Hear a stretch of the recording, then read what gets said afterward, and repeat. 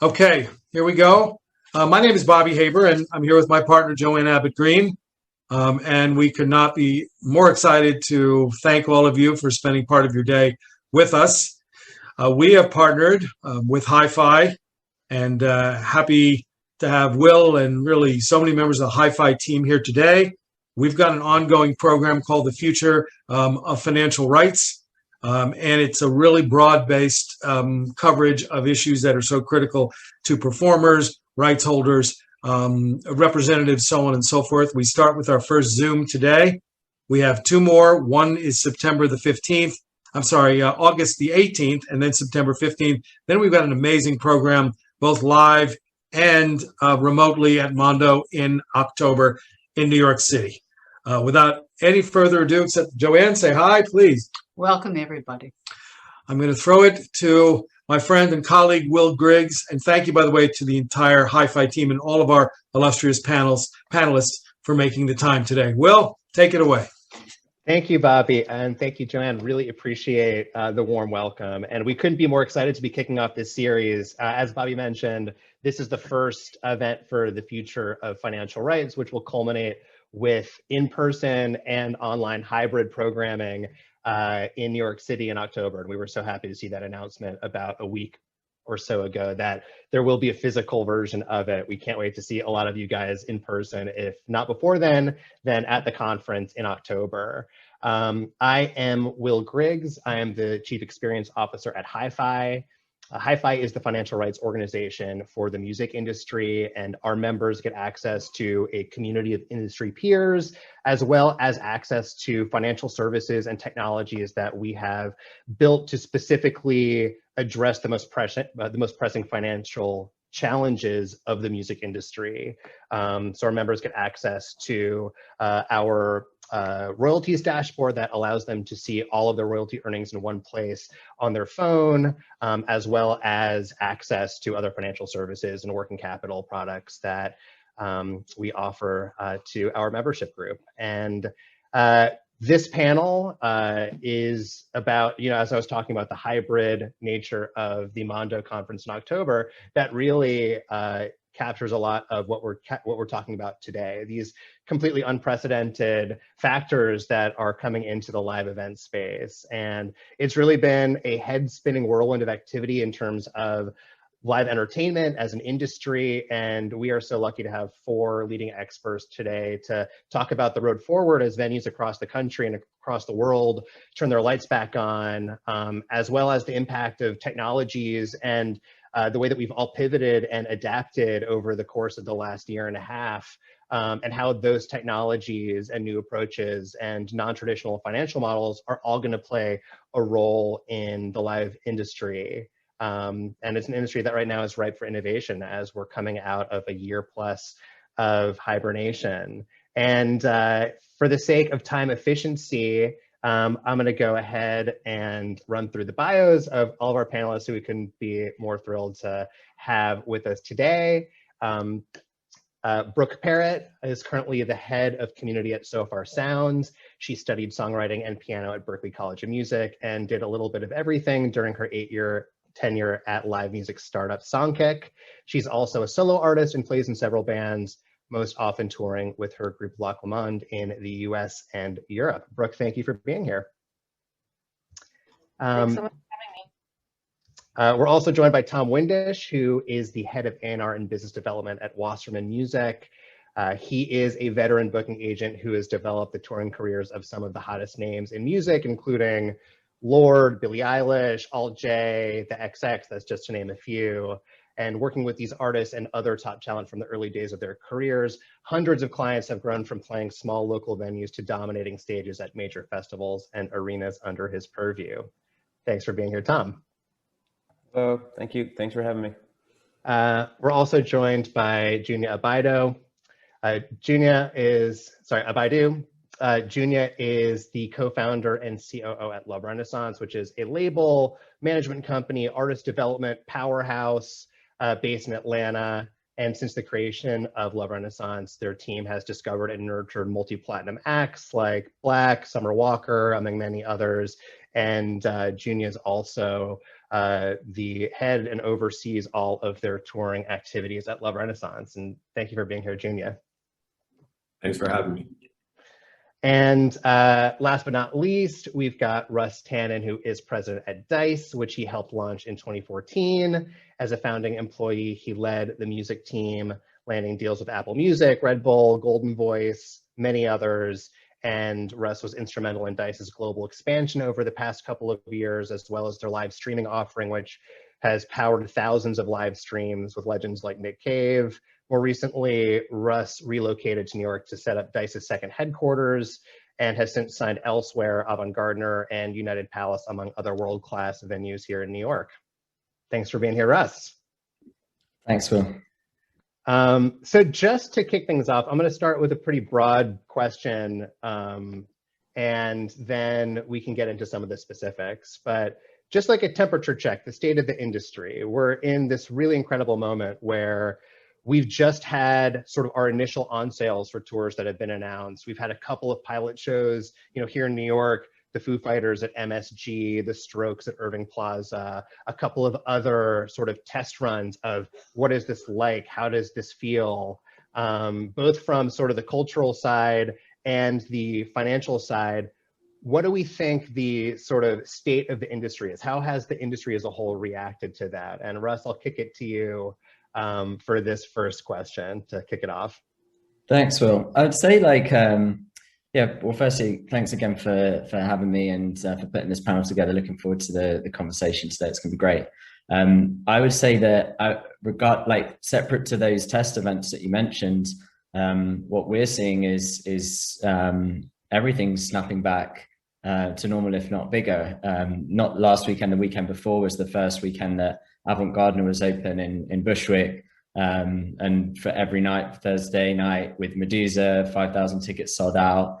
Friday night sold out. Saturday night sold out. Sunday night, Monday night on the long weekend sold out. With thousands and thousands of people, and not all the events and everything is getting the same press coverage, but it's been phenomenal to be putting tens of thousands of people each weekend through those doors. And it's the same for lots of our venues here in New York, especially. It just really feels that in the last couple of weeks, things are back at full tilt, and people are just excited to be out. People are excited to be out again. It doesn't feel weird.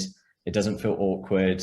It just feels like people are having the time of their lives. I was stood on the Thursday night. I walked into Avant-Gardener for the first time. I stood up on the balcony and I was looking at the venue, and this guy came and stood next to me and just burst into tears. Like, he just couldn't believe it. And wow. And it's just amazing to see and to be having these experiences again that we all obviously missed so much over the last 18 months almost that it's been now.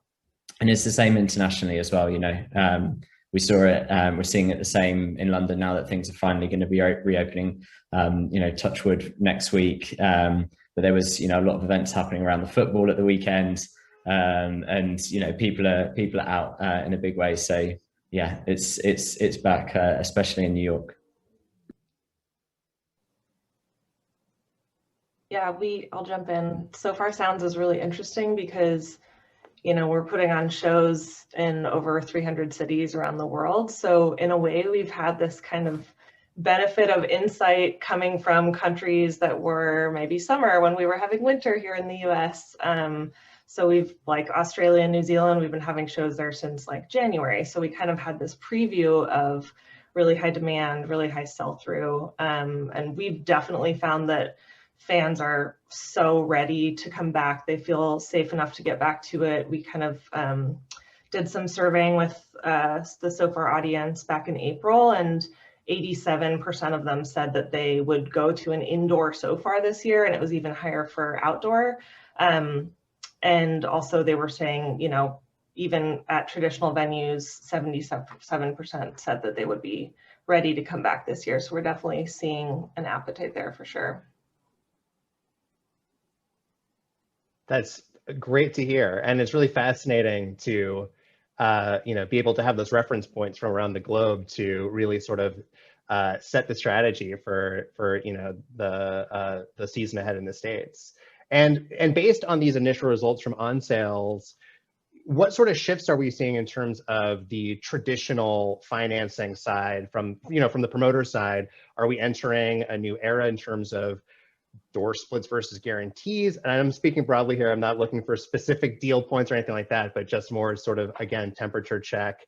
Are the nature of these deals different now? Is there more flexibility, or is there more risk put on one side or the other?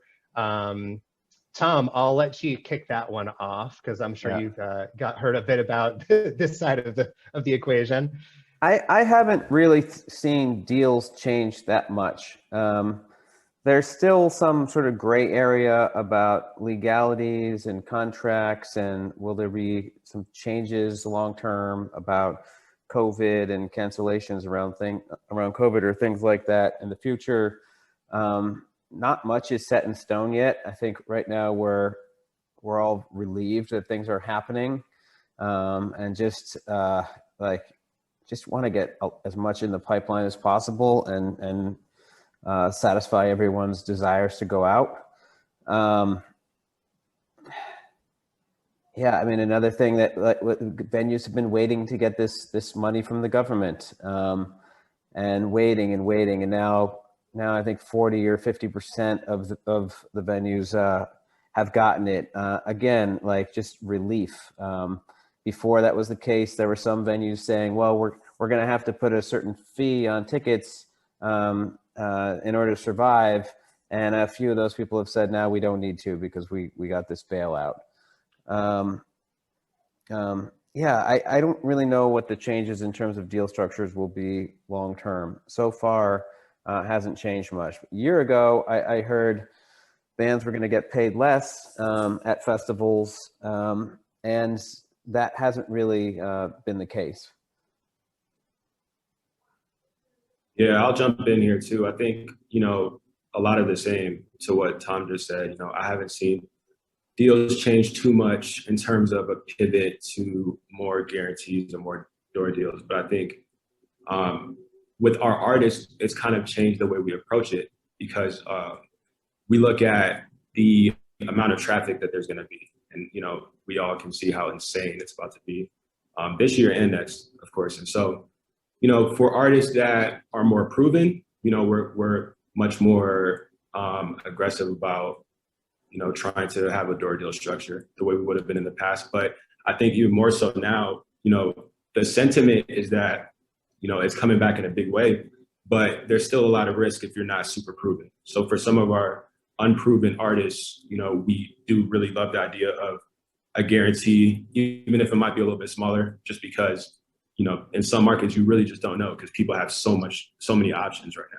So it's changed the way we approach it from an artist perspective that way. And just as a quick follow-up there, one of the things I wanted to ask you specifically, Jinya, is you guys have had a number of artists that have really broken out since the pandemic started, right? And so these are artists that have maybe never stepped foot on a stage on a ticketed bill ever. And yet there is obviously a huge amount of awareness, streams, engagement, social media followings, video plays. How are you guys looking at the strategy for the live side of those artists' career, knowing that there's a lot of interest and a lot of passion from the fans, but without having those more traditional data points of, well, here's how many tickets we sold in this market the last time, and even to the extreme of they've never even performed yet? Yeah, no, it's a great question. We I hate to say we're playing it safe, because that sounds, a little bit more safe than we actually are playing it. But I think that we, we're taking our time with it. We're not just trying to have some of our younger developing artists. We're not just trying to throw them on a tour, or some of the initial promo type tours that we might have done in the past with some of our more experienced artists. We're rethinking that approach just because the traffic is so crazy. It's so hectic. And so, people have so many options that I think our thinking right now is just that, we don't want to put a young artist with a little bit of excitement in a position to to fall flat on their face in any way. So we're thinking it through, but at the same time, we're looking for opportunities to package in cool ways. I think packages are huge right now in terms of ways to give people an exciting bill where they can see more than one artist that they're really in love with. So we're definitely paying a lot of attention to that. And just trying to really build it out and make sure we don't rush to put people out just because everybody's going out. I totally agree. I'm really encouraging my artists to put together, to think about strong lineups, giving the fans like a great value for the tickets they're buying. Just put together an incredible night. Because I am very excited, and there's part of me that has the Roaring '20s kind of mindset, and I see these numbers, and it's fantastic. And I have artists that are doing better than they had before. But I am also worried about the point when saturation is here, and people who used to go to like one show a month, I bought tickets to 2 shows a month, and they're like, I'm not going to 3, but there's 3 times as many bands on tour. It seems like almost everyone's going to be on the road next year, and how's that really going to play out? So yeah, I'm trying to be somewhat conservative, and kind of go back to theories I've had for a long time of not skipping step, keeping tickets reasonable, packing the bill, making it strong, put together a night that people remember forever. Just being really, really genuine about it. And that's actually a great segue to my next question, which is about, all of us work with artists, all of us talk to their teams. A lot of our members at HIFI have been dealing with the challenges of sort of just inventory and the sort of availability crunch at so many venues as the postponed shows get moved time and time again, and finally settled in at a certain point and got confirmed and went on sale. And now all the other tours, everyone who has albums to promote, everyone who wants to get back on the road, certainly that's going to have a ripple effect. And Brooke, first for you, we're hearing about sort of the small town boom, but also I'm curious about your thoughts on how this might impact non-traditional venues. So Far Sounds is really an innovator in hosting musical performances in surprising, secret, sort of magical spaces that don't typically equate to music venues. How do you see that impact in terms of the just availability crunch and the ripple effect around that in terms of non-traditional venues? Yeah, definitely. I know so many artists are really far down the hold list for all the venues that they want to play, and everyone's kind of trying to get out there at the same time. I know I'm experiencing that with my band and hearing it from a lot of artists as well. And as you said, since So Far is primarily non-traditional spaces, like we do a lot of commercial spaces, but we also do house concerts, which we're not quite back to yet, but we're definitely seeing just a massive influx of artist applications to play those shows. And I think that that's also going to extend not just from non-traditional venues, but also to some of the smaller markets as well. So yeah, I think what we're seeing on the artist interest side is definitely an indication of where they're looking, as things are very crowded in that space right now. And Russ, I'd be curious your take in terms of like this, I was reading, I think it was on pitchfork.com about the small town boom that we're going to see as, New York, Chicago, LA, other, sort of big cities, the biggest cities in the country, or even globally, sort of have these insane lists of holds. How are you seeing that play out in your world with Dice?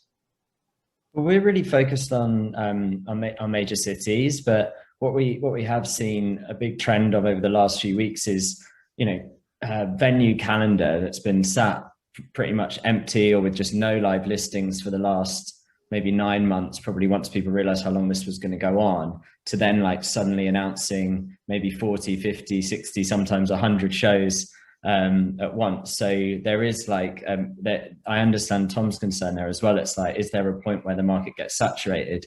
it actually feels like we're just very quickly getting back to the number of events that were on sale back in last March, when, you know, for a normal major city, it'd be very normal for there to be thousands of shows on sale. What's not normal is that we've gone from 0 to 100, like so quickly over the last few weeks in New York, at least, that it feels a bit like, you know, you're getting like that sort of shock of it all. But it's going to be interesting to see how it plays out in other cities as well.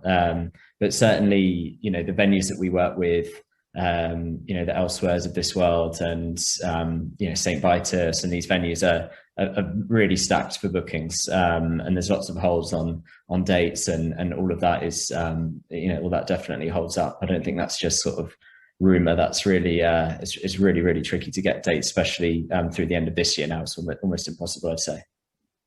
I think it's a really interesting opportunity for organizations like So Far, and I think they were thinking about this ahead of the pandemic, of just doing more shows and ticketing those shows in non-traditional places. I think like something was already coming where there's more creators than ever before that have an audience, and already like it was difficult for them to get shows, or maybe because the venues were booked or they were too big for the number of tickets they could sell, but still they had an audience there.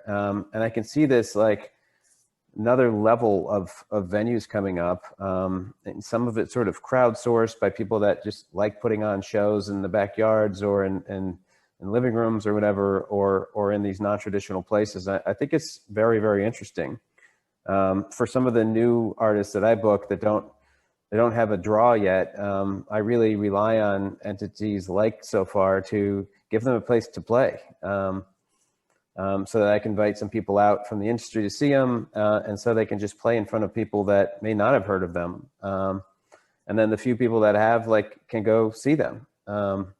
You know, I think shows are a really critical part of artist development, and I think there's a lot of ways that we can do it a little bit differently than it's been up till now.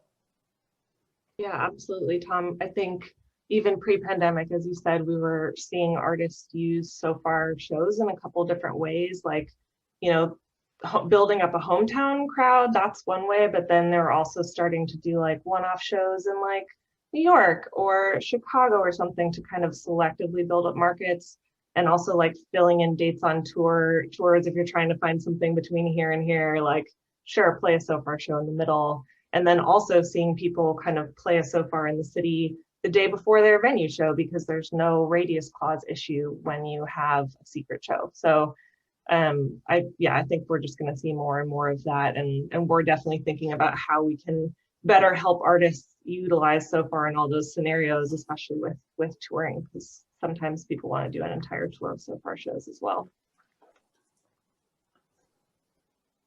It's great. And Russ, I have a specific question for you, because at DICE, you guys do something really interesting in terms of when fans have tickets they want to unload, they have a conflict, you know, where you guys have in essence created a fan-to-fan network to resell tickets to people who are going to be at the show. Would you mind unpacking that a little bit? Just because I think it's really interesting, and something that, you know, as people are figuring out, you know, their plans for, you know, the next couple of months, you know, I think we're all adjusting to having plans at all, and things change. And you guys are looking at that from, I think, a pretty interesting perspective. Yeah, the waiting list feature on DICE, we launched with it 7 years ago. The idea originally was to capture the true amount of demand that was there when a show sells out, and then we quickly followed up by creating the functionality to allow fans to return their tickets on a sold out show, and someone on the waiting list gets the opportunity to buy it. And it's been it's been a really well loved and well used feature. Actually, I think we had a record.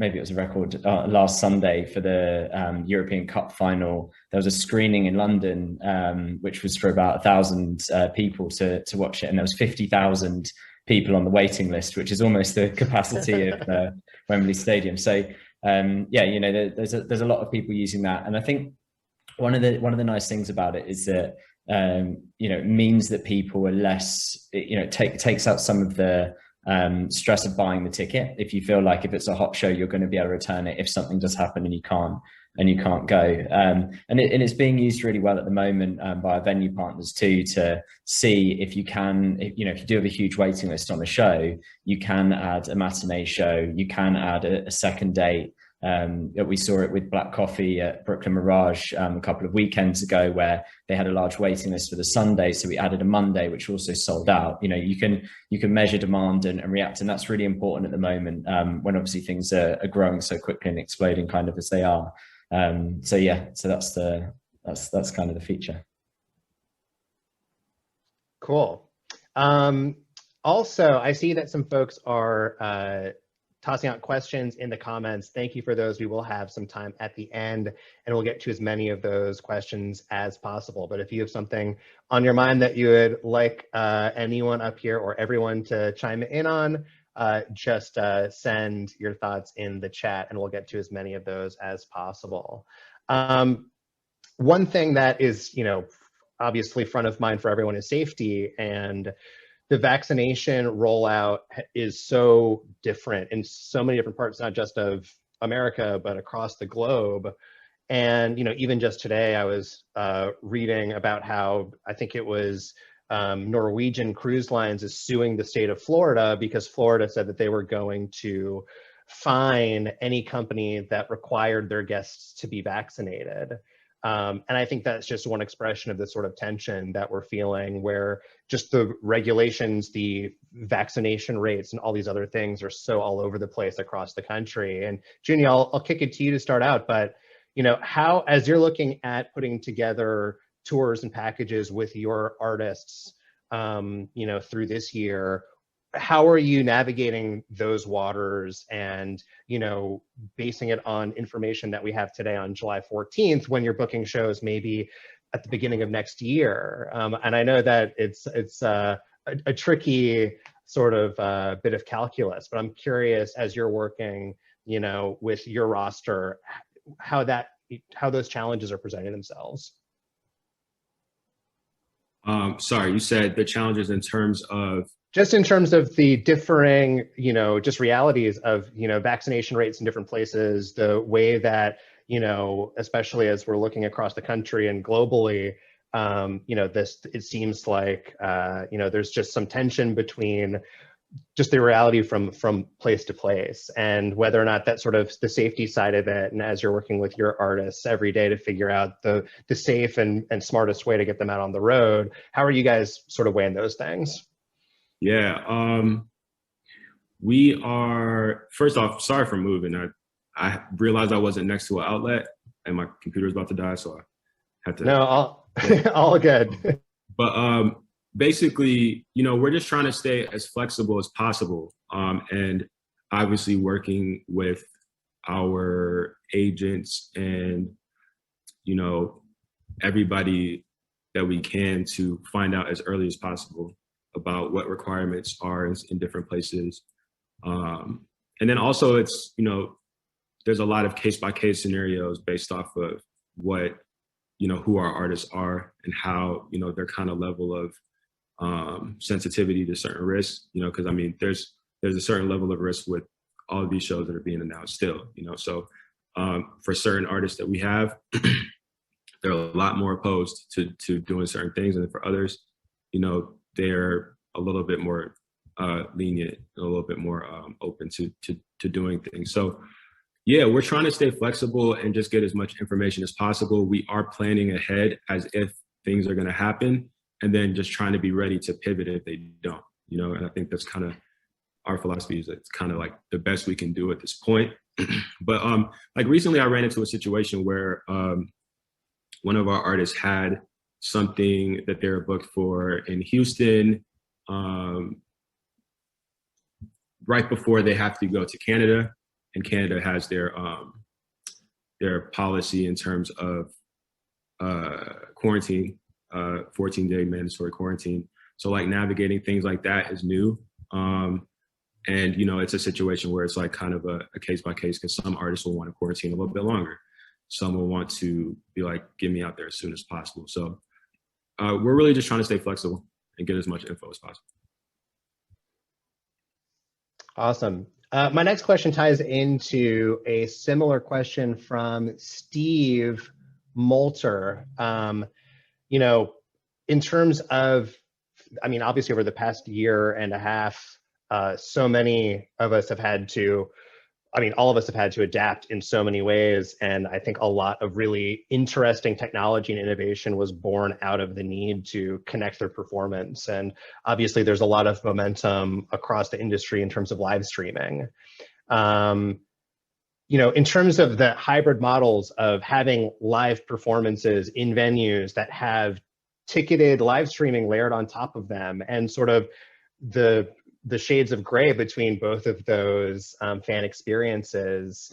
How do you guys see that playing out? And I'll just open it up from this point, just for whoever wants to chime in.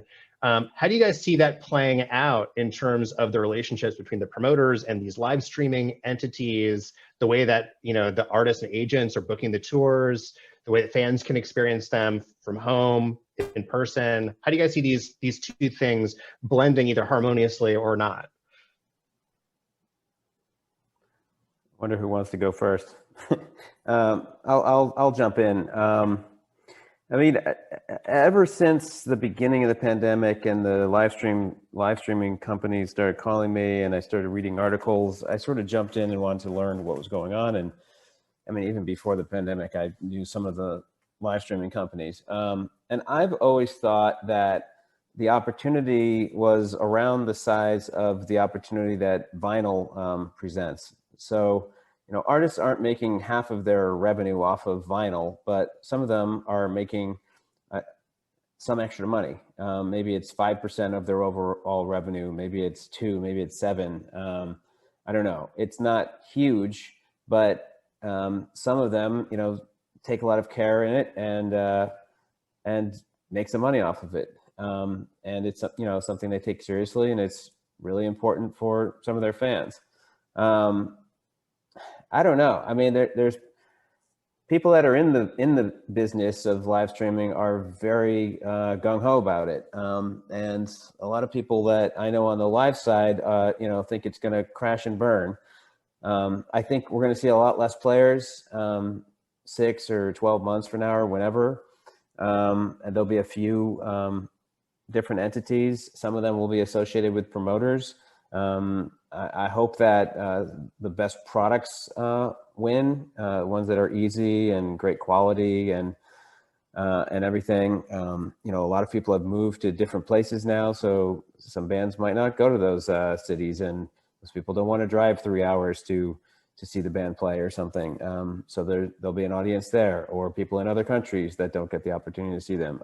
I think there's a business there.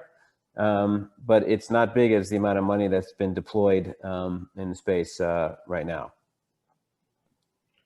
Yeah, we obviously invested a lot into live streaming. We pivoted the company to live streaming very early in the pandemic, which is, you know, why we ended up working on so many streams, over 6,500 live streams now through Dice, and we're continuing to invest in it. The focus for us has been on quality, making sure that we are providing extremely high quality performances to fans and making it extremely easy to use. A lot of the product that we had was already set up very well to do that, which is why we were able to do it kind of so quickly. And now what we've done over the last year is kind of be ready for a hybrid model and be able to layer, as you said, we'll kind of live streaming on top. But I think Tom's right. It's a piece. What we want to make sure is it's vinyl, not cassette tapes. You know, I think vinyl is probably a good comparison. And we want to make sure that the quality stays there. We don't want live streams to look like security cameras, fixed cameras, and that's it. You know, with no input creatively from the artist. I don't think that's the right thing to try and be selling to fans. But I do think that for all those thousands of artists that have done live streams, that have had great experiences with live streams during the pandemic, there will be an appetite to continue to do them, especially for some of their, you know, big shows, the first night of the tour, the last night of the tour, the New York City show. Like, you can imagine them wanting to live stream some of those dates, and also have the record of those shows as well. So we're definitely preparing some of our venues, select venues that we work with, for that. We're also signing some venues specifically for live stream, where we don't even ticket them necessarily. We're just the live streaming partner. So there's a couple of ways that we're working on it, but we really think that the route to success there is going to be by working with people like Tom and like Junior to work directly with artists on what they want those streams to really be like. And to sort of realize the artist's creative vision of what they actually want it to go out and look like as well. Yeah, and I totally agree with Russ and Tom. I think for us, we look at it, we're approaching it like a hybrid model, like you mentioned, and as something that definitely has value. I love the analogy of it being vinyl. It's something that can be additional to the in-person live experience in our eyes. And I think, Russ, you said something that I think is really important, which is, not approaching it like a standstill camera and just like a one shot of a performance in a studio. Is something we're trying to be really intentional about, because, if it takes a different perspective on a live show, I think it has a lot more value. You know what I'm saying? If it's something that is the medium between a music video, in terms of like storyline and like creativity, and like a live performance, it has space to be something different than a live show. And so that's how we're trying to, approach it. And we've done a lot of live streams over the course of the pandemic. And I think, going forward, we'll do some more. And we're trying to highlight specific moments in our artists' careers that have, importance with their fans to do things like that, where we can reach everybody at once. But yeah, I definitely agree. I think that it's definitely to be seen whether people really care about it in a year or two. But I think, it can be something different, and have value. I'm involved in School Night, which I pivoted to like an online show on Twitch in the pandemic. And coming back, we're going to live stream the live show from LA with 3 bands. And we're also going to have do 3 more bands the way we do it now, with pre-recorded sets and live interviews. And we're really going to focus on booking bands that won't be in LA for the live show for a really long time. They could be from, who knows what country, where it's like, look at it as an opportunity for them to make a video, send it to us. We put it up on our channel and get an audience that likes seeing new bands that are cool and trust us to curate that type of thing. And then give an opportunity for people who can't go to the LA version of the show to see the bands that are being booked there and performing there. And it's already known for a place where cool new artists play all the time. Yeah, I think similarly to that, similarly to everybody in the industry, we also started doing a bunch of live streaming right at the beginning of the pandemic. And I think similar to what Tom was saying, we've really focused on this massive network of artists that we have for these 300 cities around the world. And it's like artists that you would not really hear about if it weren't for the streaming that we're doing. So just really focusing on like getting that huge network of local artists new visibility to an international audience. And I think it's interesting that both, Tom and Brooke, you're both talking about the curation side of it, and the fact that whether it's School Night or so far, you guys are acting as the discovery method for new music as well through those live streams, which I think is a really, fascinating part of it as well. I'm looking forward to seeing how that evolves along with the rest of it. And Victoria Theodore in the comment said, at the start of the pandemic, my band played online daily for 100 days in a row. Then we got burnt out of the oddity of having no audience. We're ready to get back to live audiences, but we'll probably continue doing some live streaming, but more casually. Thanks for sharing that. I think it's really interesting too, because I know there are a number of people who are focused on ways to actually close that loop, so that if you're performing live, you can get some sort of energy from the audience as well. So I appreciate you chiming in. I agree. Like Russ was saying, he was at a show and a person started crying. I had the same experience with the first show that I went to a few months ago, where it's just like, it's so powerful to me, and this is my livelihood. This is what I love, and I haven't had it for a long time, and I really miss it. And I think I'd even tuned out like how much I missed it. And now I'm going to shows a couple nights a week again, and I get those goosebumps in person again. I love it. I just have a couple more questions, but this will be last call in the chat. If you have thoughts and questions you want to share, I see that there's a number of them. We've been keeping track. Thank you for those. Over this whole era of our industry, the past, chapter, so many people have been spending time really sort of making sure that the financial side of their careers is buttoned up as it can be. There's certainly been a huge focus on royalties, and we've been so happy to be able to work with our members to make sure they're not leaving any money on the table, and to strategically be able to make use of all those royalty earnings and making decisions when they weren't able to go on the road. But a lot of other sort of non-traditional things popped out of that sort of that time as well, whether it's an increased focus on subscription models, crypto driven fan tokens, NFTs that are tethered to live experiences. How do you guys see those elements, these sort of these new revenue streams that people have been creating and focused on developing, layering on top of traditional tours, or not? I think they're super interesting, and we're in the first inning of how it's all going to play out. I think crypto payments is really interesting, and I think blockchain technology is really interesting. I think it can change the relationship that creators have with their audience, with their fans, and just take out the entities that are in between them.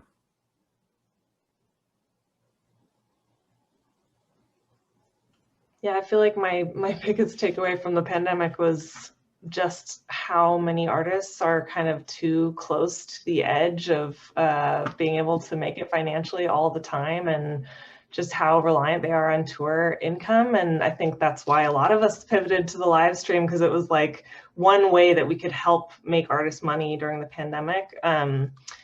And so, just seeing a lot of diversification, but, that's also because artists have had more time to work on different kinds of content and fan engagement stuff. So, I'm curious to see how much artists will kind of hold on to that. And it seems like they've been willing to open themselves up a little bit more and give a little bit more access to the fans. I'm curious to see how much of that continues.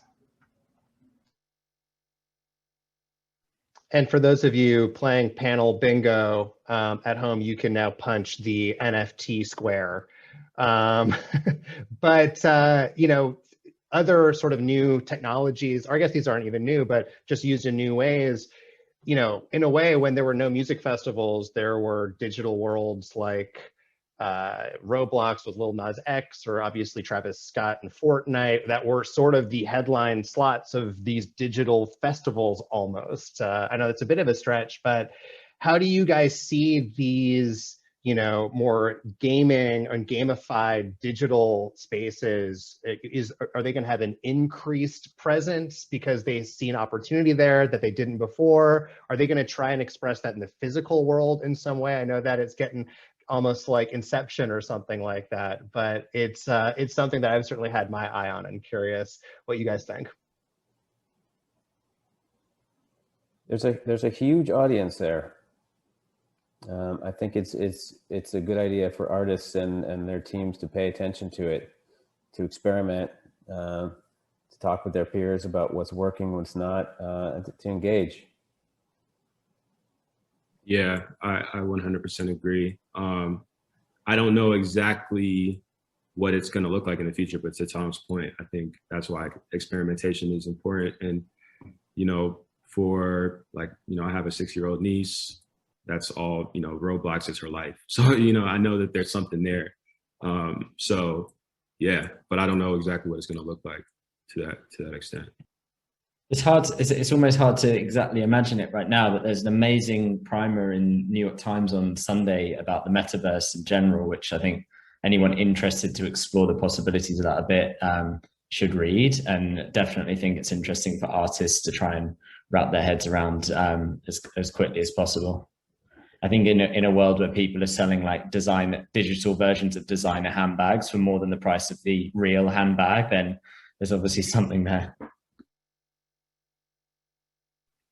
Yeah, and Jennifer in the comments just said music and gaming is very cool for music discovery. I think that is very true. I mean, from the days of Tony Hawk and Madden to the way that it has just created these partnerships. And I think that you can see that money talks as well in terms of the investment dollars, not just from Wall Street, but from the music industry specifically in these digital worlds. It'll be really interesting to see how that all continues to play out. And we're just going to fast forward for a second. This is my last question, and then we'll jump into some of the questions in the chat. But let's fast forward to 2022, 2023. You know, obviously a lot of big artists are already on sale with arena runs next year.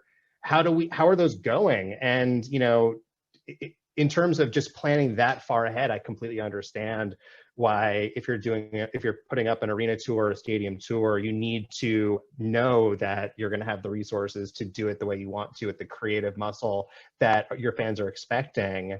But in terms of, this is a first, at least in my experience, of planning just that far in advance as a fan, especially again, as we're all readjusting to having anything on our calendars whatsoever other than maybe, you know, Zoom cocktails or, you know, things of that nature. How do you guys see that planning out? And, you know, at some point, does it become a calendar arms race in terms of getting ahead of the next thing until we're looking into, you know, 2-3 years from now? I think to a certain extent, it's already a calendar arms race. I'm sure that not everything is going to go well. I know of a lot of examples of things that aren't going as well as people expected already, and it's early. I think one big factor is the age of your audience. Seems like young people are a lot more confident in going out right now than people my age and older.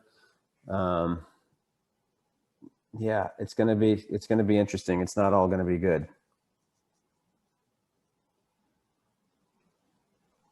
Yeah, I have to agree. I think it kind of, you know, points back to my earlier point about us as a company, the way we're approaching it with our artists being, you know, trying to be a little bit safer and not skip steps, because I do agree that it is an arms race already to a large degree. And there's a lot of things out there, and not everything that even is streaming well necessarily is doing great ticket wise from what I've seen. So there's still variables to it. I don't think it's just like we don't look at it like we can just rush out there and just sell out because it's been a long time since people have been in venues. I think it still kind of goes back to the classic steps in terms of, you know, not skipping steps and building, you know, a real live audience and things like that. So we really kind of rely on that for our moves. And I see that Emily in the chat said, I was hoping to go see Billie Eilish in February myself, but I'm definitely nervous about going to a full arena. I still have crowd anxiety. You are definitely not alone there, but that's another reason why so many of these approaches we're talking about. I mean, Billie is one of the leading forces in creating innovative, amazing live stream experiences for her fans. So I'm sure that's not going to stop just because she's hitting the road, and it'll just, you know, express itself in a different way. But definitely not alone in that feeling. And it's up to the people up here to figure out the ways to get you in the mix, you know, in the meantime. Cool. So jumping into some of these questions, our friend Mike Casey, what's up, Mike? Great to see you here. Speaking of multi-artist packages, how many of those double, triple billing proposals come from the venue versus from their agents pitching versus the artist proposing a package? Interesting question, just in terms of how those bills come together. I don't know like what the percentages are, but a lot of it is artist to artist. A lot of it is created by managers and brought to agents. Sometimes, you know, if the artists and the managers are looking for ideas, then they'll reach out to their agents and say, can you help can you help come up with some creative ideas? And we go out there and try to piece something together. I've got a pretty big package next year that came about through the promoter. It's Alt J and Portugal the Man, and they really brought it and said, "What do you think about this idea?" So it's all the above.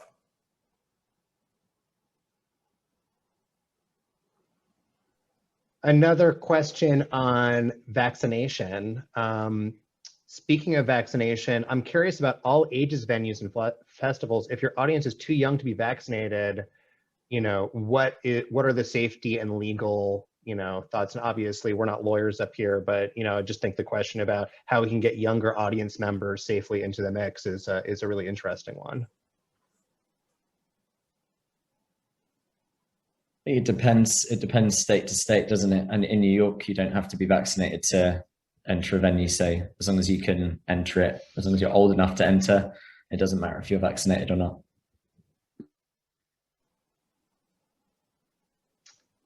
And I know I saw Tom chime in on this, but someone was asking what some of the best live streaming experiences they've had personally are. I thought the last year, my favorite live stream was the Toby Nwigwe live stream. He's an amazing artist from Houston.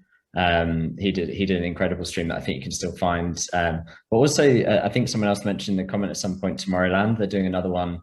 It's not one that we work with. It's just an incredible feat of technology to put that all together, and it looked amazing. And I actually went to like the whole thing the whole weekend. It was actually super fun. So yeah, that's coming up as well.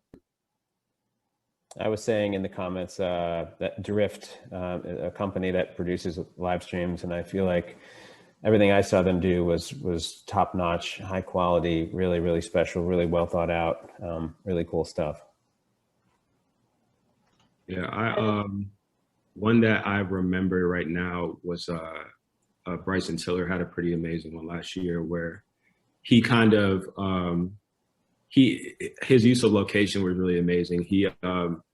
He shot some of it. I can't remember what baseball stadium it was, but there's a bunch of nods to themes that have been prevalent throughout his career. Like his nickname is Pen Griffey, and he ended up having Ken Griffey Jr. in the live stream. He really thought it all the way out and had a lot of cool nuggets in there. So that would be mine. I discovered a lot of new smaller artists through the So Far live streams, but the one that I watched of a band that I am already a fan of was the Sylvan Esso With Love concert. That one was super great. Awesome. Well, we've got, someone says Maddie on Secret Sky set was my favorite. Interesting. Well, again, thank you guys so much. I've really been looking forward to this. It's a really incredible moment for this part of the industry, and I look forward to seeing how everything continues to evolve and how these things continue to dovetail into one another, and the creative ways that we can put it all together. Also, if you're tuning in for this and you aren't already a member at HIFI, check us out at hi.fi, that's hi.fi. I really encourage you to submit an application and look forward to keeping in touch with so many of you. But again, thank you to our panelists. Really appreciate the insights and the time. And with that, I also just encourage anyone who doesn't already follow either us, we're at HIFI on Instagram, or Mondo on the social networks. That's a great way to keep in the loop, not just about the rest of the programming for the Future of Financial Rights, but also for the rest of the amazing programming that the Mondo team has put together, both in the lead up and at the conference in October. So with that, thank you guys again so much. Really appreciate the time. And I'll kick it back to Joanne and Bobby for a quick farewell. Great. Thank you, Will. Thank you, Junia. Thank you, Russ. Thank you, Brooke. Thank you, Tom. Very, very appreciative of your time. Thank you, everybody, for spending part of your afternoon with us. You'll get a notice, but mark down the 18th of August at 5 p.m. Eastern for the next in our series. And of course, we're hoping you can get to New York City in the middle of October, October 12th to the 15th if you can. will be remote as well. So not to worry, but wishing you all a good afternoon, a good evening, safety, of course. And if you can, get out there and see some live music. Thank you. Well, thanks. It's a real pleasure to work with you and the HIFI team. We're just getting started. All right. Thanks again, guys. Okay. Take care. Bye-bye. Bye-bye. Thank Be you. safe. Thanks.